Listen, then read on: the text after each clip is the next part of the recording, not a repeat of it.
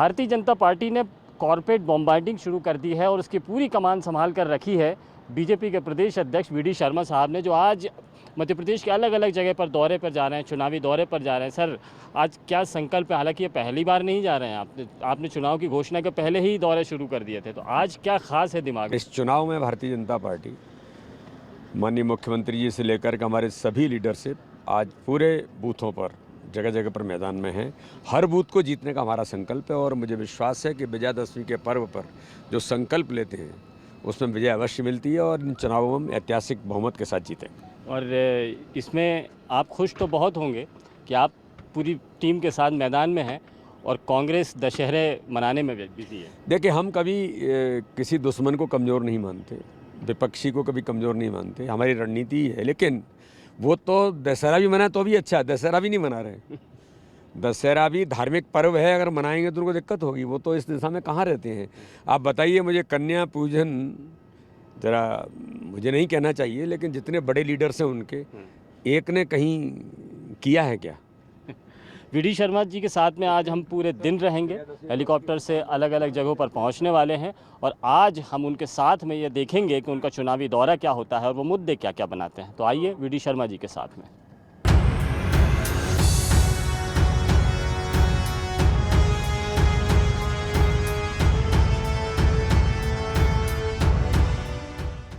We D Sharma साहब का दौरा शुरू हो चुका है और इस दौरे के दौरान में बहुत सारे कार्यक्रम वी डी शर्मा साहब के हैं। युवाओं से भी प्रोग्राम है, मतदाताओं से भी मिलना है, पोलिंग बूथों पर भी जाना है, नुक्कड़ सभाएं भी लेनी है।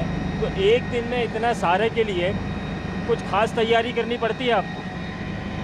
देखिए, भारतीय जनता पार्टी के हमारे सभी जो लीडरशिप है या जो हमारे कार्यकर्ता हैं, वो हमेशा से संगठनात्मक काम की तैयारी के साथ, हम लोग जो कहते हैं कि जो संगठन तंत्र है उसके आधार पर हम काम करते हैं। इस बार आपकी तैयारी ऐसी है जैसे मुख्य चुनाव चल रहे हो, पोलिंग बूथों पर जाना है, उत्सव मनाना है, झंडे लगाना है। तो ये हालांकि इस चुनाव से कोई बहुत फर्क पड़ने नहीं वाला है, ना आपकी सरकार जाएगी ना कांग्रेस की आ सकती है, इतनी बारीक तैयारी। देखिए, राजनीति में चुनाव सबसे ज़्यादा महत्वपूर्ण है। अमित शाह जी हमारे आज देश के गृह मंत्री हैं, पूर्व राष्ट्रीय अध्यक्ष हैं, उनका एक ही मानना है, चुनाव जीतना राजनीति में सबसे बड़ा माइलस्टोन है। इसलिए कोई भी चुनाव हो, चाहे उपचुनाव हो या कोई और चुनाव हो, उन चुनावों को जीतने के लिए व्यापक रणनीतिक तैयारी करना। वैसे भारतीय जनता पार्टी राजनीति के साथ सामाजिक भूमिका का निर्वहन भी कार्यकर्ता करता है। कोविड के संकट में लगातार लगे रहे, अभियान आते तो उनमें लगते हैं।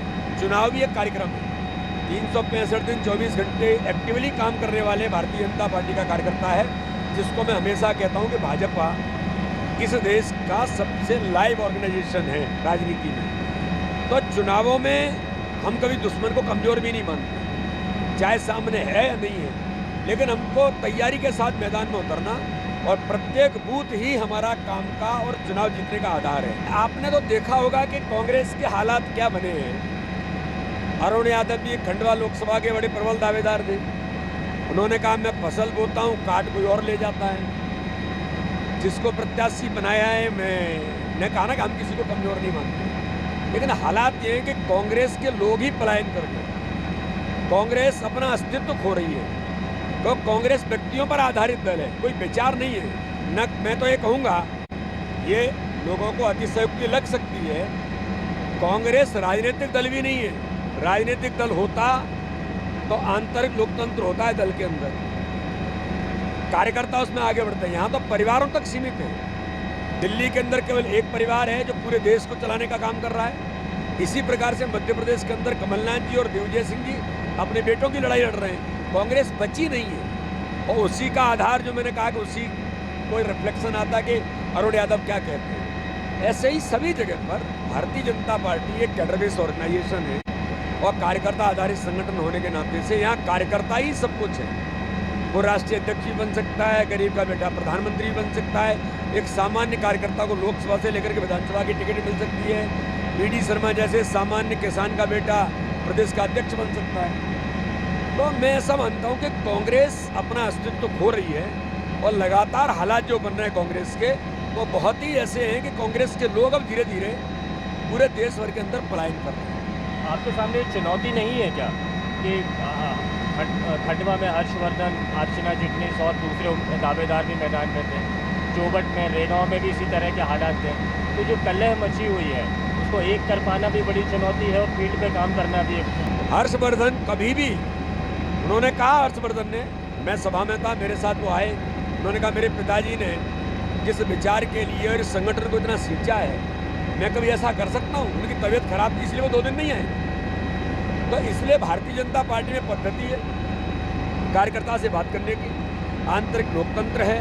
इसलिए आपने देखा होगा पूरे उपचुनाव में 4 सीटों पर, लोकसभा और विधानसभा में, कहीं कोई प्रत्याशी कार्यकर्ताओं ने हमारे ने बगावत नहीं की।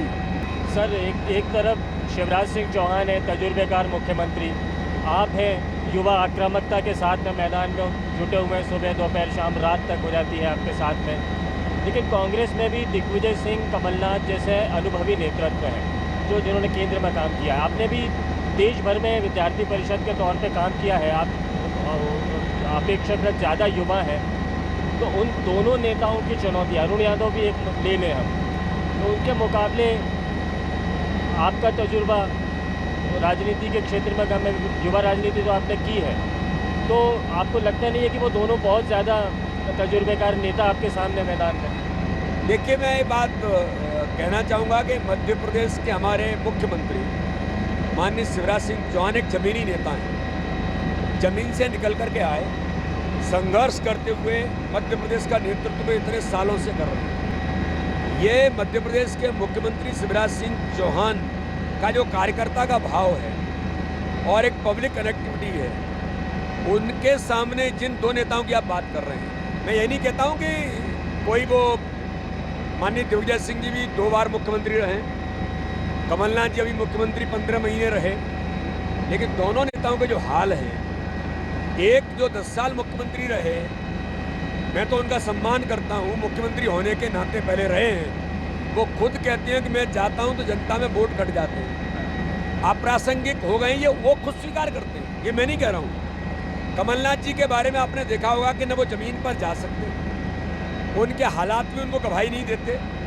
मैं उनका सम्मान करता हूँ, सीनियर लीडर हैं, और जब उन्होंने मेरे ऊपर एक अभद्र टिप्पणी की, तब भी मैंने कहा कि मैं तो आपसे सीखने का प्रयास कर रहा हूँ कि आपने जो राजनीतिक अनुभव है आपका, मैं तो अभी छोटी उम्र में, और मुझे संगठन ने इतनी बड़ी जिम्मेदारी दी है, तो मैं तो जिम्मेदारी के बनने के अनुरूप काम करने का प्रयास कर रहा हूँ, आपसे भी सीख रहा हूँ। लेकिन वो भ्रष्टाचार में जिस प्रकार से लिप्त हैं, आज जिस प्रकार से पेंडोरा पेपर्स में, हेलीकॉप्टर घोटाले में उनका और उनके बेटे, जो एनआरआई बेटा है, उनके जो नाम आए हैं, और भ्रष्टाचार में आकंठ डूबे हुए लोग हैं, ये तो इन्हीं चीज़ों से संघर्ष कर रहे हैं। और मध्य प्रदेश की जनता ये पूछना भी चाहती है। मैंने कमलनाथ जी से कहा था कि ये पूछना कोई गलत नहीं है कि पेंडोरा पेपर्स में आपके ऊपर आरोप लगे हैं, आपके और आपके बेटे के ऊपर, तो ये घोटाले के बारे में मध्य प्रदेश का जनमानस जानना चाहता है। आप बताइए, इसके बारे में जवाब दीजिए ना। तो ये जवाब नहीं देकर के आप फीस निकालते हैं, तो ये अप्रासंगिक हो गए। कांग्रेस की लीडरशिप आज की स्थिति में, चाहे दिग्विजय सिंह जी हो या कमलनाथ जी हो, आज ये समय के अनुकूल भी और इनकी अवस्था के अनुकूल भी, वैसे मैं अवस्था को गलत नहीं मानता हूँ, बुजुर्ग लोगों का भी हम सबसे मान और सम्मान और उनका आशीर्वाद भी लेते हैं, हम उनसे भी आशीर्वाद ले सकते हैं, लेकिन आज उनके हालात अच्छे नहीं हैं। भ्रष्टाचार में इतने आकंठ डूबे कि वल्लभ भवन के अंदर बैठते थे तब आरोप था, और उन्हीं के नेताओं का आरोप था, बीजेपी के नेताओं ने नहीं कहा। कमलनाथ जी की सरकार के मंत्रियों ने कहा कि भ्रष्टाचार में किस प्रकार से सरकार लगी है, पर्दे के पीछे से दिग्विजय सिंह सरकार चलाते हैं और भ्रष्टाचार ऊपर तक हो रहा है और पैसा ऊपर तक जाता है, ये उन्हीं के मंत्री कहते थे। मैं कहता हूँ दिग्विजय सिंह को, और आज मैं चैलेंज करना चाहता हूँ, वो इतने 1000% झूठे जो आरोप लगाते हैं, ये उनको तथ्यों में जाकर के बहस करें मैदान में आकर। बीडी शर्मा इसके लिए तैयार है, लेकिन ये झूठ आरोप लगाना, छल कपट की राजनीति करना, और मैं तो कहता हूँ कि दलाली खाकर आप मेरे ऊपर आरोप लगाने का प्रयास करते हैं। अरे समाज के अंदर जाओ, बीडी शर्मा को बदनाम करने के लिए दिग्विजय सिंह जी आपके कहने से हम बदनाम नहीं होंगे। हम आज इस समाज के अंदर जिम्मेदार हैं। मुझे मेरे संगठन ने मुझे इतनी बड़ी जिम्मेदारी दी है तो कुछ सोच करके दी है। मैं रेस्पॉन्सिबल हूँ। आप अगर एक रत्ती भर आरोपी मेरे ऊपर सिद्ध कर देंगे तो उसी दिन आप आमने सामने आके बहस करें। उन्होंने मेरे ऊपर आरोप लगाया था कि मैं व्यापम का सबसे बड़ा हीरो हूँ, जिस व्यापम को हमने उठाया था। मैं विद्यार्थी बस में था। आज कोर्ट के अंदर मैंने केस कर रखा है, गवाही देनी पड़ेगी दिग्विजय सिंह जी आपको। तो ये झूठ बोल करके, छल करके आप किसी को प्रभावित करना चाहते हो नहीं सकता। और हम न किसी से डरते और न कभी डरे। तुम जब मुख्यमंत्री थे दिग्विजय सिंह जी, तब नहीं हम डरे। उस समय हमने संघर्ष किया तुमसे, अच्छे से किया। तो इसलिए मेरा ऐसा मानना है कि उनके मन में फोबिया है, उस फोबिया को वो करते रहें। और दलाली जो खाई होगी और खानी है तो और खाएं, लेकिन बीडी शर्मा कभी इन चीज़ों से हटता नहीं है। हम अपने संगठन के काम को जिम्मेदारी से करते हैं, समाज के लिए जो भूमिका बनती है उसको करते हैं, अपने संगठन काम को आगे बढ़ाने के लिए हमको जो करना होगा वो करेंगे। हम कभी इस प्रकार के आरोपों से न डरते हैं। और आरोपों के बारे में मैं चिंता इसलिए नहीं पालता, मैं अपने से ज़्यादा जितना मैं अपने को जानता हूँ ना तो कोई नहीं जानता। तो इस प्रकार के आरोपों को जनता भी जानती है, जनमानस जानता है कि दिग्विजय सिंह कितना झूठ बोल रहे हैं और क्यों बोल रहे हैं। तो इसलिए मैं इसकी चिंता नहीं पालता। फिर भी वो बड़े सम्मानीय व्यक्ति हैं और मध्य प्रदेश के पूर्व मुख्यमंत्री रहे। मैं तो उनका आदर से बहुत सम्मान करता हूँ। ये उपचुनाव जो है वो सेमीफाइनल है। आप चुनावी मैदान में कौन से मुद्दे आप जनता के बीच में ले जाना चाह रहे हैं? और जो कि सरकार है, बड़ी चैलेंज होता है सरकार का चुनाव में आना। देखिए, एक ही बात है, मुख्य तौर पर भारतीय जनता पार्टी के माननीय प्रधानमंत्री नरेंद्र मोदी जी के नेतृत्व में गरीब कल्याण का जो एक व्यापक अभियान माननीय प्रधानमंत्री ने शुरू किया है, गरीबों का जीवन स्तर ऊंचा होता है, जीवन बदल गया। उन मुद्दों पर हमारे नेतृत्व के प्रति विश्वास और मध्य प्रदेश के अंदर माननीय मुख्यमंत्री शिवराज सिंह चौहान के नेतृत्व में जो कमलनाथ और दिग्विजय सिंह के इशारे पर कमलनाथ की सरकार ने गरीबों के हक और अधिकार को छीन लिया था, माननीय शिवराज सिंह चौहान के नेतृत्व में फिर उन गरीबों के हक और अधिकार को, बेटियों के, माताओं बहनों के, नौजवानों के, किसानों के जो हक और अधिकार को दिलाने का काम किया है। इन मुद्दों पर हम चुनावी मैदान में हैं और भारतीय जनता पार्टी के नेतृत्व के प्रति विश्वास जो देश के अंदर, दुनिया के अंदर माननीय प्रधानमंत्री जी का एक पूरे देश का, भारत का मान सम्मान बढ़ा है और हमारे नेतृत्व के प्रति जो विश्वास भारत को है, उन मुद्दों पर अपने नेतृत्व के विश्वास पर हम मैदान में हैं। और अभी जो आपने देखा कि सागर का एक छोटेलाल अहिरवार, एक ऐसा अहिरवार समाज का हमारा गरीब व्यक्ति जो पैदल चल के माननीय प्रधानमंत्री से दिल्ली में जाता है और गरीब कल्याण की योजनाओं को लेकर के जाता है कि माननीय प्रधानमंत्री जी, आपने हमारा जीवन बदल दिया, मैं आपसे मिलने के लिए आया हूँ, आपको धन्यवाद देने के लिए। ये कितनी बड़ी बात है इस देश के अंदर। ऐसा कौन सा प्रधानमंत्री हुआ? आज भारतीय जनता पार्टी के माननीय प्रधानमंत्री और माननीय मुख्यमंत्री जो गरीब कल्याण के लिए लगातार जी जान लगा करके लगे हैं, एक दिन छुट्टी नहीं लेते। ये भारत का इतिहास में ऐसा पहला प्रधानमंत्री है, हमारे ऐसे मुख्यमंत्री हैं। तो इन मुद्दों पर हम चुनावी मैदान में हैं और जनता का व्यापक समर्थन भारतीय जनता पार्टी को है। ये हमारा वीडी शर्मा साहब के साथ में चुनावी दौरा अभी जारी है। थोड़ी देर में सभा होने वाली है और ये हेलीकॉप्टर लैंड होने वाला है। बहुत सारे कार्यक्रम भी है। वीडी शर्मा साहब की जनता से मुलाकात है, ख़ास तौर पर युवाओं पर फोकस करके रखा है। हम ये भी देखेंगे कि अभी जब सभा शुरू होगी और जब हम लैंड करेंगे तो वीडी शर्मा साहब किस अंदाज में अपने मतदाताओं के साथ में चुनावी मैदान में होंगे। हमारा ये दौरा अभी लगातार जारी है।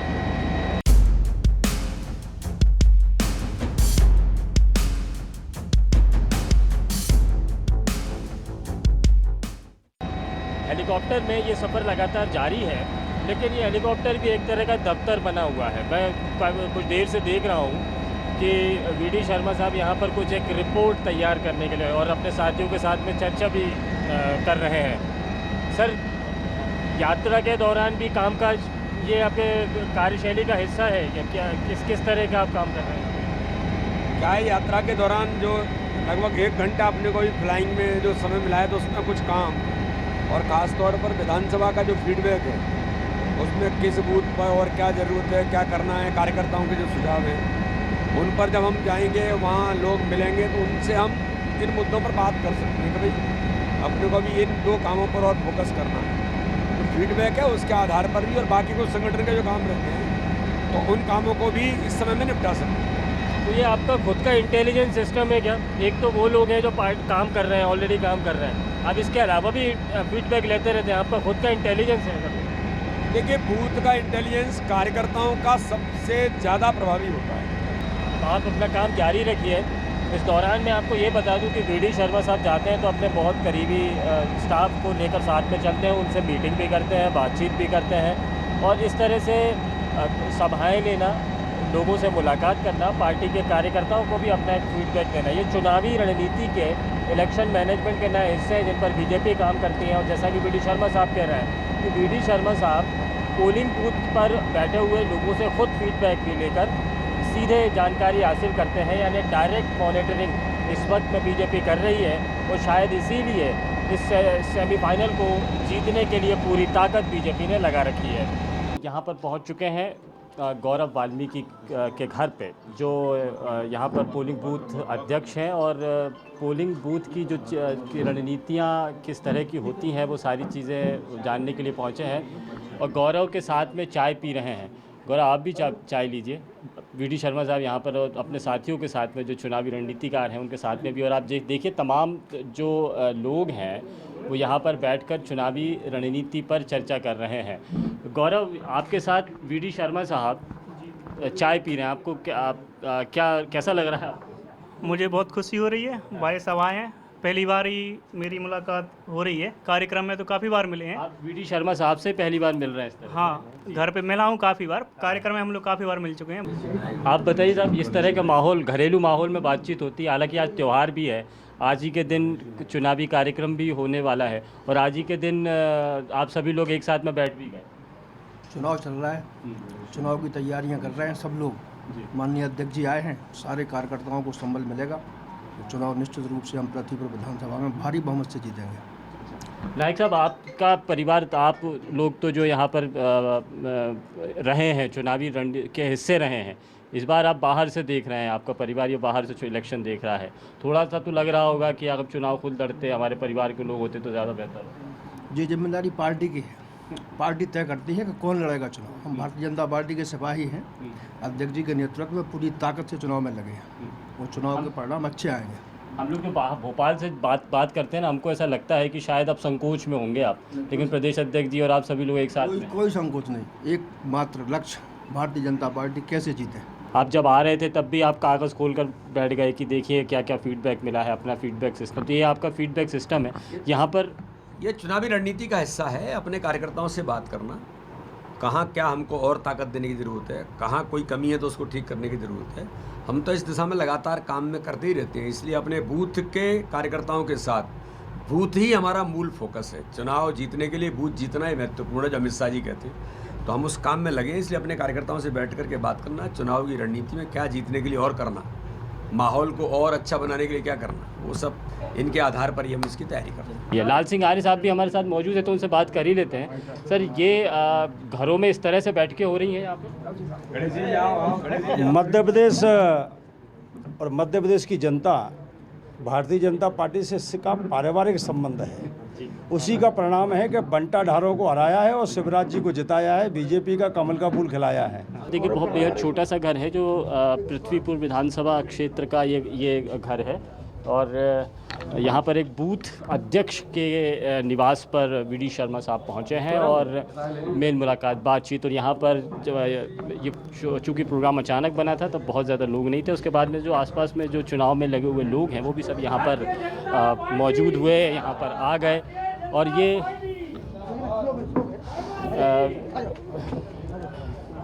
ये जो वी.डी. शर्मा साहब जो हैं, ये पहुँचे हैं, और ये घर की पहचान भी आप ये देखिए, यहाँ पर जो बोर्ड लगा हुआ है उसमें गौरव वाल्मीकि के निवास पर ये पहुँचे। एक छोटी सी गली में वी.डी. शर्मा साहब का ये इस गली में ये कार्यक्रम जो है ये चल रहा है। पृथ्वीपुर के बस स्टैंड चौराहे पर चुनावी सभा शुरू हो चुकी है। वी.डी. शर्मा इस चौराहे पर सभा को संबोधित कर रहे हैं। जो लोग सुन रहे हैं उनसे पूछते हैं कि क्या माहौल बना रहा है, ये चुनावी सभा कैसा माहौल बना रही है? आज प्रदेश अध्यक्ष जी जिस तरह से गली गली घूमे और जिस तरह से जनता ने उनका स्वागत किया है, एक अभूतपूर्व माहौल है पृथ्वी पृथ्वीपुर के अंदर एक बड़ा परिवर्तन पृथ्वीपुर के अंदर होने जा रहा है। जिस तरह से भारतीय जनता पार्टी के पक्ष में जनता इस बार मन बना रही है, यह ऐसी सीट है जहां पर हत्याएं करके डरा करके धमका करके बच्चे उठा करके किडनैप कर करके संपत्ति जो लूट लेना, वोट लूट लेना, मतपेटियां लूट लेना, इस तरह से जीतने का काम यहां पर बरसों से किया जा रहा था। आज भारतीय जनता पार्टी का नेतृत्व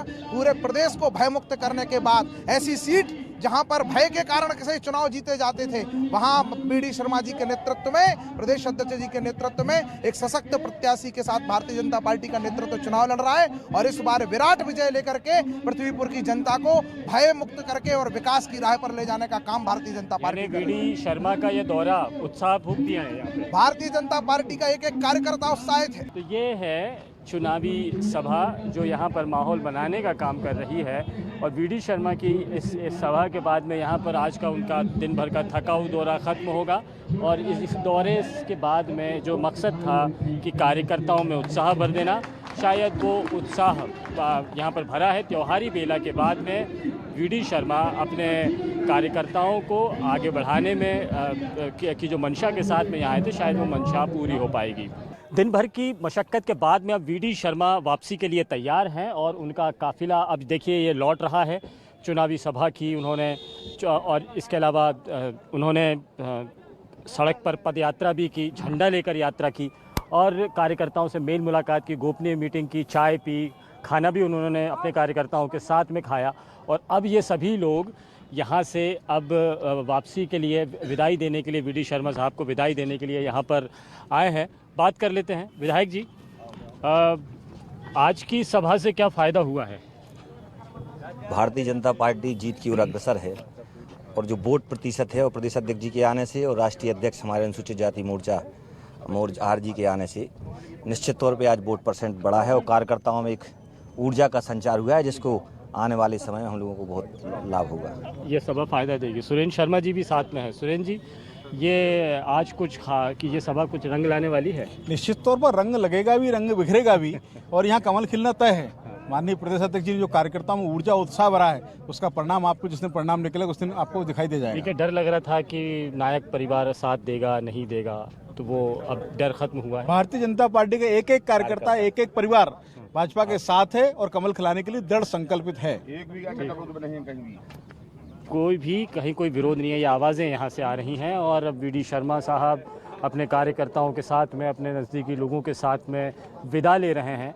हेलीपैड पर ये भीड़ है, कुछ जो चर्चाएं बाकी रह गई थी वो एकांत में आके बातचीत कर रहे हैं और लाल सिंह आर्य जो अनुसूचित जाति मोर्चा के राष्ट्रीय अध्यक्ष हैं उनके साथ में मुकेश चतुर्वेदी के साथ में कानों में बात कर रहे हैं। जाहिर बात है बहुत गोपनीय बात है और जो उनके पास में जो हमने फ़ाइल देखी थी, जो फीडबैक रिपोर्ट थी, शायद उस फीडबैक रिपोर्ट को साझा कर रहे हैं और अब ये वापसी की तैयारी है। दूसरी तरफ ये हेलीपैड भी तैयार है, स्टाफ यहाँ पर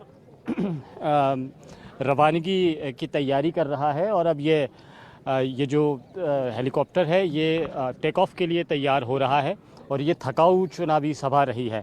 जब हम साथ में बैठेंगे तो बीडी शर्मा साहब से ज़रूर पूछेंगे कि वो इस अपने आज के इस दौरे कार्यक्रम से कितने संतुष्ट रहे।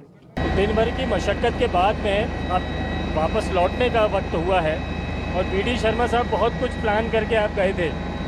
आपने जो दिमाग में जो सोच के रखा था, कितने संतुष्ट हैं आज आपके इस सभा के बाद में और जो लोगों से मुलाकात की है यहाँ?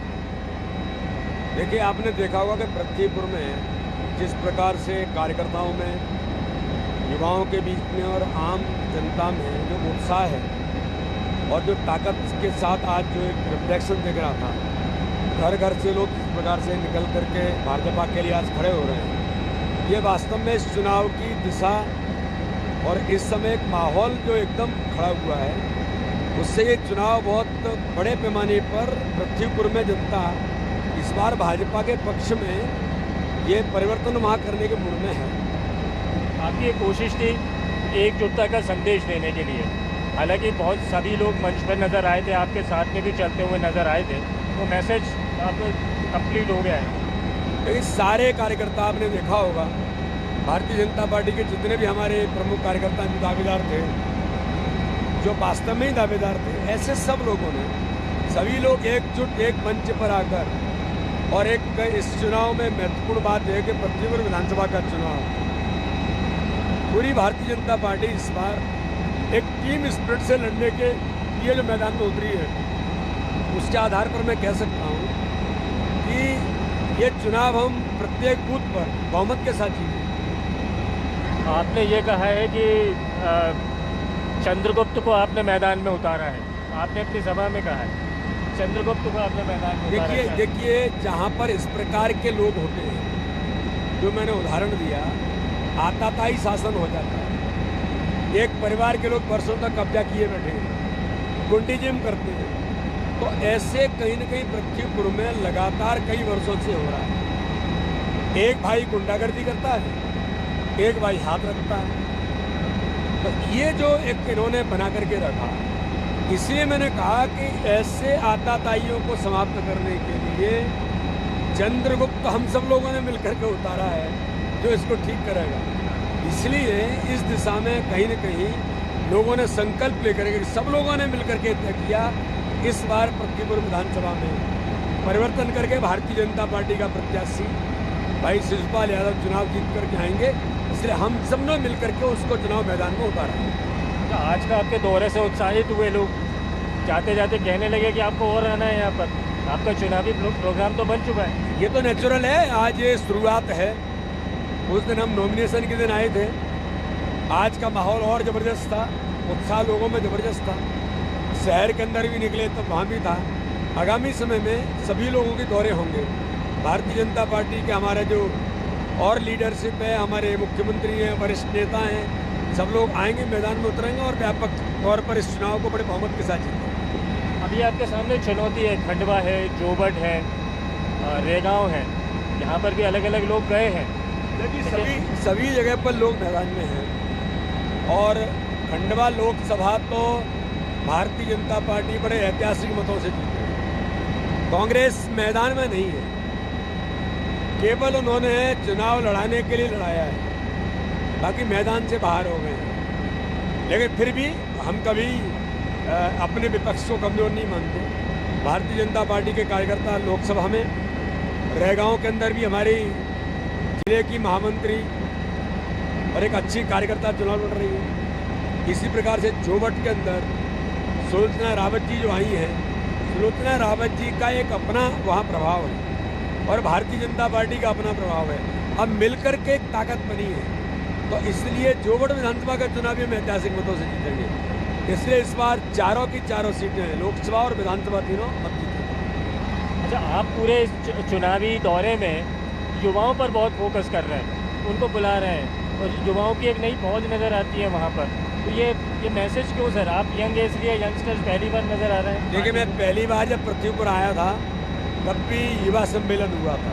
मैंने कहा था कि युवा सम्मेलन करना है, इसी जगह पर हुआ था और ज़बरदस्त युवा सम्मेलन था। उस समय मैं लोगों से बोल करके गया था कि परिवर्तन का भाग युवा ही होता है। इसलिए भाजपा के कार्यकर्ता जो काम में उतरे हैं, युवा माहौल तैयार करेंगे, ताकत से मैदान में उतरेंगे और इस प्रकार से गुंडीजिम को फेस करने की ताकत युवाओं के बीच में है। तो इसलिए युवाओं ने ऐलान कर दिया है और ये चुनाव पृथ्वीपुर का इस बार व्यापक समर्थन के साथ युवा इसकी कमान संभाले हैं। युवा प्रत्याशी भी है और भी हमारे लोग युवा हैं जो मैदान में उतरे हैं। इसलिए भारतीय जनता पार्टी कहीं न कहीं युवाओं को आगे लाने का काम तो करती है, लेकिन युवा सबको सम्मान दे करके भी आगे बढ़ता है। तो वरिष्ठ कार्यकर्ताओं से लेकर के सभी लोग मैदान में हैं, तो ये चुनाव बहुत ऐतिहासिक मतों से जीतेंगे। तो फोकस क्यों सर? जब संघ ने यूथ अगेंस्ट करप्शन बनाया तो आपको उसका राष्ट्रीय संयोजक बना दिया, उसके पहले आप जो विद्यार्थी परिषद में आप सक्रिय रहे। ये युवा जोश जा नहीं रहा है, इसको बार बार खींच के लेकर आ रहे हैं। देखिए, युवाओं को आगे लाना ये भारतीय जनता पार्टी की नेचुरल प्रक्रिया है कि उस प्रकार के यूथ को लाके खड़ा करना। माननीय प्रधानमंत्री जी भी लगातार देश के अंदर इस प्रकार के काम करने वाले यूथ को माननीय प्रधानमंत्री जी का लगातार फोकस है। इसलिए इस दिशा में हम अपने युवाओं को साथ में जोड़कर, युवा मोर्चा हमारा सक्रियता के साथ काम कर रहा है। कई प्रकार के इनोवेटिव काम करने वाले यूथ हैं, हम उनको भी जोड़ रहे हैं। भारतीय जनता पार्टी के साथ मध्य प्रदेश के अंदर ऐसे हर युवा जो इफेक्टिवली है, इनोवेटिव है उन सब युवाओं को भारतीय जनता पार्टी से जोड़ने का काम हम व्यापक पैमाने पर कर रहे हैं और इस दिशा में एक व्यापक रणनीति के साथ